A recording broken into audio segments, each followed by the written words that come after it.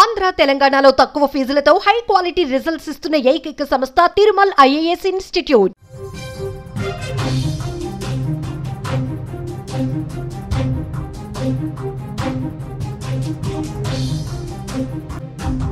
భారత్ యుద్ధానికి సిద్ధమవుతున్న వేళ పాకిస్తాన్కు బలూచి చావు దెబ్బ కొట్టింది.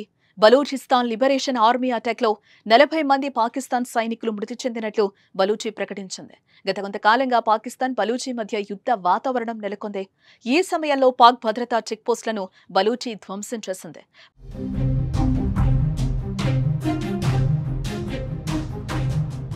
మరోపక్క ఈ పరస్పర దాడుల్లో మొత్తం 62 మంది సైనికులు మృతి చెందినట్లుగా తెలుస్తోంది. ఇదిలా ఉంటే గత వారం రోజుల క్రితం పాకిస్తాన్లోని క్వెటాలో ఉన్న మార్గెట్ ప్రాంతంలో జరిగిన శక్తివంతమైన పేలుళ్లో 10 మంది పాకిస్తాన్ సైనికులు మరణించారు.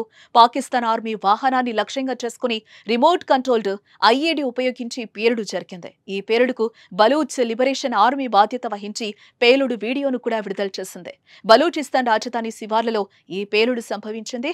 ఈ దాడిలో 10 మంది పాకిస్తాన్ సైనికులు మరణించారని బలూచ్ ఆర్మీ ప్రకటించింది. ఈ పేలుడు remote controlled improvised explosive device ద్వారా జరిగింది. ఇందులో ఆర్మీ వాహనం పూర్తిగా ధ్వంసమైంది.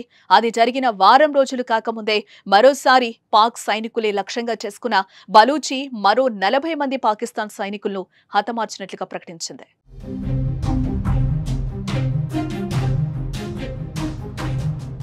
మరోపక్క ఉగ్రవాదులను కాపాడేందుకు భారత్తో యుద్ధానికి పాకిస్తాన్ సిద్ధమవుతోంది. భారత్ను ఎదుర్కొనేందుకు మాటల తూటాలు పేలుస్తోంది. ఒక పక్క భయంతో చచ్చి బతుకుతూనే పైకి మేకపోతూ గాంభీర్యం ప్రదర్శిస్తున్న పాకిస్తాన్ మా దగ్గర అణుబాంబులు ఉన్నాయని పాకిస్తాన్తో యుద్ధానికి రావాలంటే ఆలోచించాలంటూ హెచ్చరిస్తున్నారు. ఈ తరుణంలో బలూచి సైన్యం పాకిస్తాన్కు చావు దెబ్బ కొడుతోంది. భారత్ కంటే ముందే పాక్ నడ్డి విరుస్తోంది.